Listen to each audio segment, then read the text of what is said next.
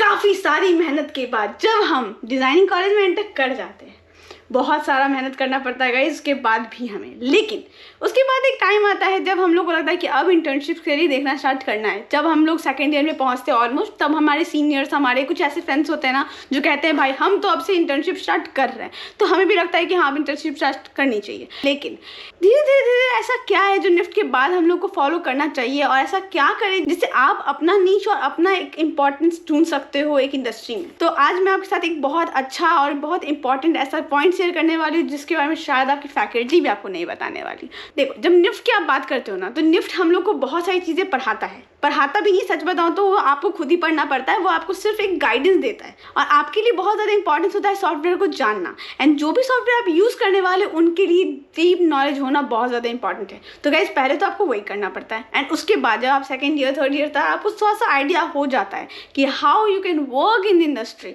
तब आप सोचते हो कि इंडस्ट्री में अप्लाई कैसे करना है। तो देखो, सबसे पहली चीज़, अगर आप ये सोच रहे हो कि फैकल्टीज़ आपको हेल्प करेगी, तो सॉरी, यहाँ पर थोड़ा सा डिसअपॉइंटमेंट आपको फील हो सकता है, क्योंकि फैकल्टीज आपको इसके साथ हेल्प नहीं कर सकती। वो जस्ट आपको एक आइडिया दे सकती है कि हाँ तुम यहाँ जा सकते हो, तुम वहाँ जा सकते हो, यहाँ अप्लाई करके देख लो। लेकिन उन एप्लीकेशन से क्या आपको कोई फ़ायदा होने वाला है? सो गाइज मेरी मानो तो नहीं। आपको खुद से रिसर्च करनी पड़ेगी किस कंपनी में आप जाना चाहते हो और किस सेक्टर में आप जाना चाहते हो। क्या वो कंपनी जिसके लिए आप अप्लाई कर रहे हो, क्या वो आपके काम के लायक है? क्या आपका काम उस कंपनी के लायक है या नहीं? तो आप पहले उस कंपनी के बारे में अच्छे से रिसर्च करो। उसके बाद कहीं ना कहीं आप उन सीनियर से बात करो जो वहाँ ऑलरेडी काम कर रहे हैं। अगर आपका कोई सीनियर वहाँ है, या अगर आप किसी को जानते हो उस कंपनी में, आपकी फैकल्टी किसी को जानती है, तो do connect with them. And हाँ, जानो कि वहाँ पे किस तरह का काम मांगा जा रहा है। अगर आपका काम उनके लायक है ना, तो obvious they will look up to you. And जब वो प्लेसमेंट्स के लिए आएंगे और आप उनके पास इंटरव्यू के लिए जाओगे, तो दे विल गिव यू और entertain you in the right way. Second year और थर्ड ईयर के बाद इंटर्नशिप होती है गाइस, जो कि आपको करनी ही पड़ती है। थर्ड ईयर के एंड में आपको एक इंटर्नशिप ज्वाइन करनी पड़ती है, that is totally required. And वो किए बिना आपका थर्ड ईयर कंप्लीट नहीं होता है, तो वो करना पड़ता है। उसमें गाइस सबसे इंपॉर्टेंट चीज़, लोग ये सोचते हैं अनपेड करें या पेड करें। तो हाँ, आपको मेरी मानो तो पेड ही इंटर्नशिप करनी चाहिए, क्योंकि ऑब्वियसली आपने बहुत सारा पैसा इसमें फूंक दिया है ऑलरेडी। लेकिन सिर्फ पेड इंटर्नशिप करने की बात नहीं है यहाँ पर। बात है क्या आपका पेड इंटर्नशिप उस लायक है, क्या आपका कंपनी उस लायक है, क्या आप जिस कंपनी में जा रहे हो वो अच्छा नाम है। तो हाँ गाइज, आपके लिए एक नाम, एक अच्छा नाम होना, जैसे एक बड़ी कंपनी का जो नाम आपके साथ जुड़ता है ना, वो बहुत ज़रूरी चीज़ होती है। लोग कहेंगे स्टार्टिंग में कि स्टार्टअप्स में जाओ, स्टार्टअप में जाओ। हाँ गाइज, आप जा सकते हो अगर आपके लिए लर्निंग बहुत बड़ा चीज़ है, अगर आप चाहते हो सिर्फ और सिर्फ मेन स्ट्रीम लर्निंग को रखना। लेकिन अगर आप चाहते हो पैसा भी और लर्निंग भी साथ साथ, मैं ये सजेस्ट करूँगी आपको एक अच्छी कंपनी के लिए जाना चाहिए विच already has name in this industry. And उसके बाद जब उस कंपनी का नाम आपके नाम के साथ जुड़ता है ना, तो जब भी आप कभी किसी कंपनी में स्विच करोगे या आप जीपी करोगे या आप जॉब करोगे, तो वो आपको बहुत बड़ा हेल्प होगा।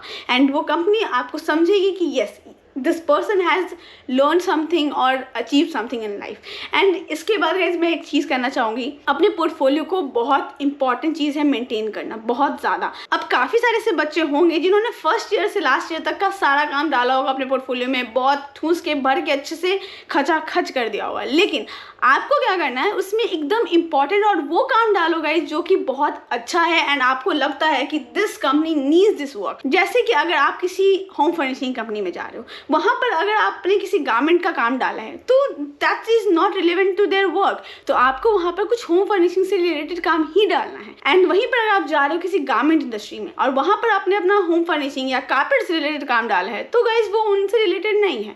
तो आपको वो चीज़ का ध्यान देना है कि आप जिस कंपनी में जा रहे हो, क्या आपका काम उनके लिए अपडेटेड है या नहीं। अगर नहीं है तो आपके पास टाइम है गाइज, आप वो कर सकते हो। एंड इसके लिए आपको किसी पर्टिकुलर डिपार्टमेंट से होने की जरूरत नहीं है। अगर आप टेक्सटाइल से हो और आप चाहते हो फैशन डिजाइन में स्विच करना, तो आप कर सकते हो, और बहुत ईजी है ये करना।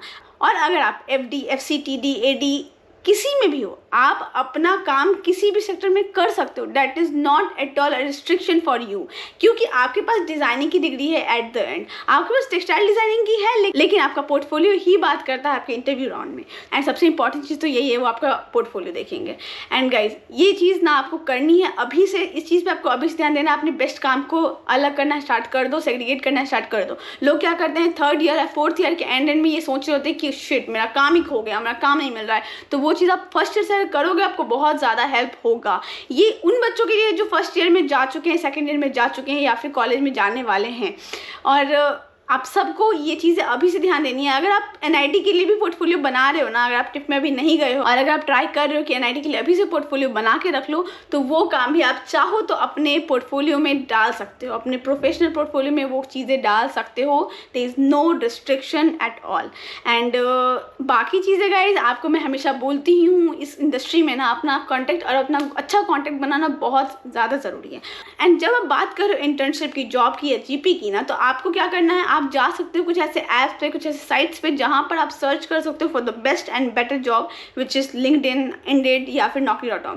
गाइज ये कुछ चीज़ें हैं, गाइज ये कुछ ऐसी जगह हैं जहाँ पर आप सर्च कर सकते हो, क्योंकि ये कितनी बार आपके कॉन्टैक्ट से भी ज़्यादा हेल्पफुल होती हैं। And that's my experience I am sharing with you, जो कि आप कर सकते हो, फॉर श्योर करना ही चाहिए, वाई नॉट। एंड अप्लाई करो गाइज, अभी से स्टार्ट कर दो, देखो कहीं कहीं इंटरव्यूज़ दो, कहीं ना कहीं आपको फ़ायदा होगा। इंटरव्यूज़ से भी आपको एक कॉन्फिडेंस जनरेट होगा, आप समझ पाओगे कि येस वहाँ जाकर किस तरह से बात करनी है।